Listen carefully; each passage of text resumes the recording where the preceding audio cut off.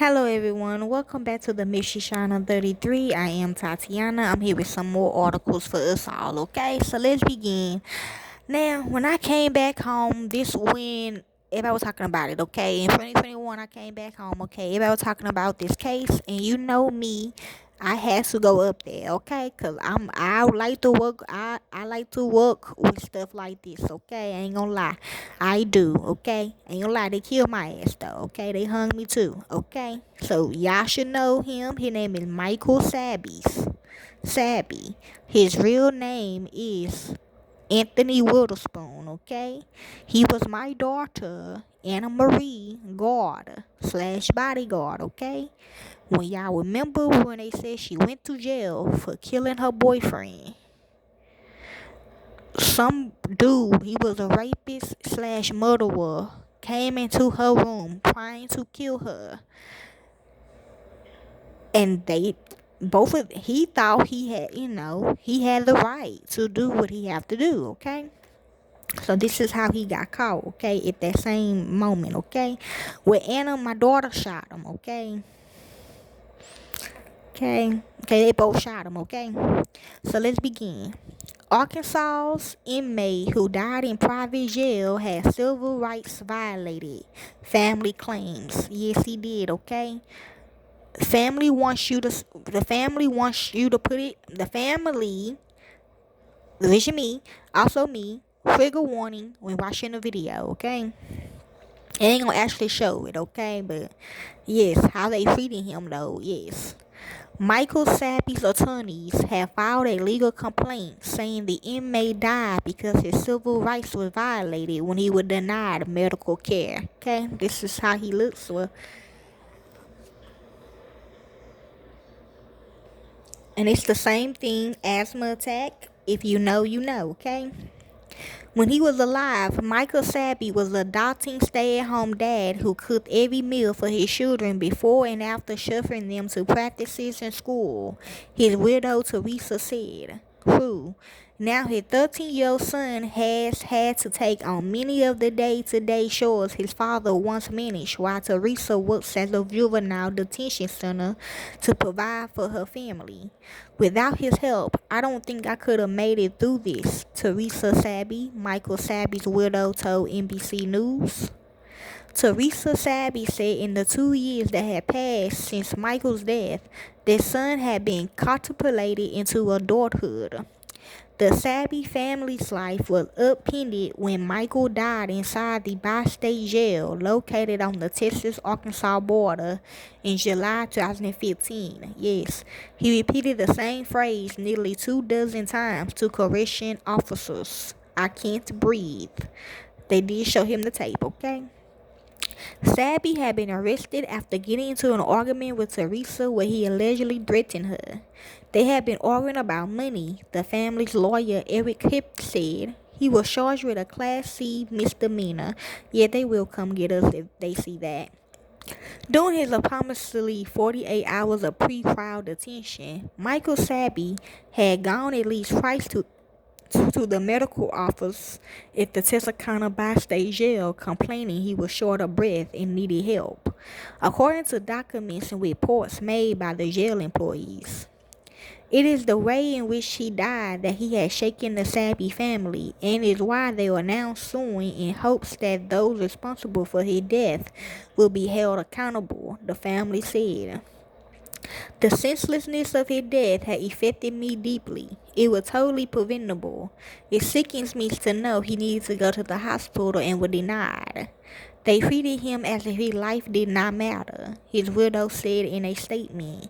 This is Teresa and Michael Sabby. You hear me?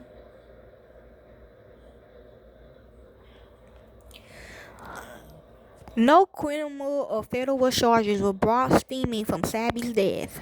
The day after Sabby died, Texarkana Police Chief Robert Harrison turned the case over to the Little Rock Federal Bureau of Investigation, CNN reported. Dang, man, and that's how my other daughter got killed, okay? In Little Rock. In August 2016, Teresa was told by the Department of Justice that no charges would be brought forward in relation to Sabby's death. His family filed on Wednesdays a federal civil rights complaint. It alleged that a series of failures inside the jail forced Sabby to endure extreme and needless pain and suffering and causing death. Hubbard and law partner Aaron Budge filed the complaint in the U.S. District Court for the Eastern District of Texas, Texarkana Division. The medical neglect in this case went way beyond negligence, Hubbard said. It's a textbook example of deliberate indifference. The complaint lists Sabby's relatives as representative of his estate and alleged that jail employees, the Bowie County, Texarkana, Arkansas, and the private prison company in charge of the bi-state jail all had a hand in his unnecessary death. He advised that he couldn't breathe. Before he was found dead in his cell, a corrections officer wrote in an infraction report that Sabby had caused a disturbance by feigning sick illness and difficulty breathing. Earlier that day, Tiffany Venable, a licensed vocational nurse at Bi-State, examined Sabby. She wrote that he was brought to her in a wheelchair and that he was complaining he was sob, shortness of breath. Okay, so we're going bloods, okay? Asked inmates what was going on with him, and he advised that he couldn't breathe and had pneumonia before coming to jail, okay? So we go on the AIDS virus. Venable wrote in progress notes taken on July the 21st, 2015. I'm not saying that, but I'm just saying it starts off like that, but I'm not saying that really what it is. She wrote that Sabby's vitals was good. His lungs was clear, and he was able to carry on a conversation. She advised him to go back to his pod, she wrote.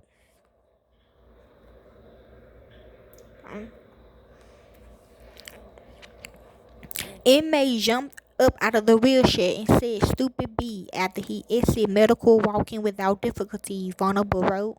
Sabby later collapsed on the floor of his cell, according to the complaint. Sabby, who suffered from a range of illnesses, disclosed each element on a medical questionnaire form, which the whole family got. Okay, heart trouble, yes. Diabetes, yes. Mental illness, yes. Communicable disease, yes. Asthma, yes. Hypertension, yes. So that's for the guards that's in his prison. That's for them. That's what they got, and what they wanted from him. In a blank space near the bottom, 2 additional items was handwritten: fluid around heart, schizophrenic, sick. On process notes taken the day of Sabby's intake, a bi-state nurse wrote that Sabby was to be on daily blood pressure tests and insulin shakes. The nurse also noted that Sabby was complaining of shortness of breath and that he was to be placed on medical observation. Typically, the jail knows nothing about this person's mental or physical medical history. Who? David Fatty, director of the ACLU National Prison Project, told NBC News. It's critical to know, do they have medication that they need to take to stay alive? A jail split by the border. Okay. 19 times, okay? Yes, I'm hearing 19 people.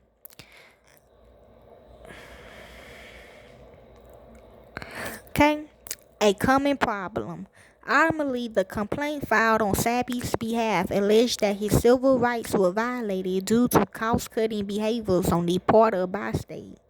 The failure to secure needed medical care for Mr. Sabby was motivated by constitutionally impermissible profit-driven reasons, the complaint alleged. Montoya was in the room during Sabby intake, but it's unclear if he played any role in his medical care. Helped Budge and Sabby's family hope with the filing of their suit, the policy around medical care in jails and prisons would begin to improve. Michael Sabby was a human being who deserves humane treatment, Huppy said. He was treated as if his life did not matter. Okay, that's all the information they have of him. If you'd like to help more into this case, you can. I don't do it for the fame or the money. I do it because this is what I love to do. And to the real family of these victims, corporate America will set you up. Thank you, peace, and be safe.